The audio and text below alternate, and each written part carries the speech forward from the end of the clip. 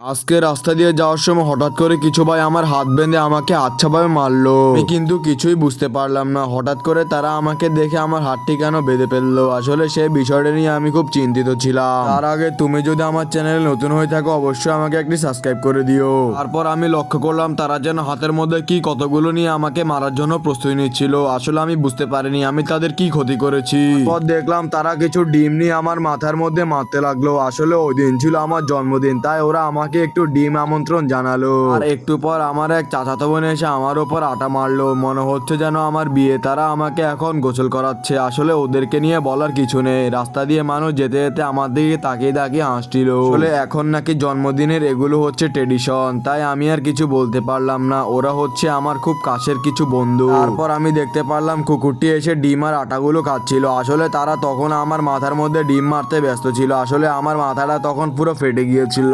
ভিডিওটি আমার প্রায় 2-3 বছর আগের করা একটি ভিডিও। আপনারা কেউ ভাববেন না আমার আজকে বা কালকে জন্মদিন ছিল। আর এতক্ষণ ভিডিওটি দেখার জন্য আপনাদের সবাইকে ধন্যবাদ। আর আমাকে দেখে চোরের মতো লাগছে সেটি আমি বুঝতে পেরেছি।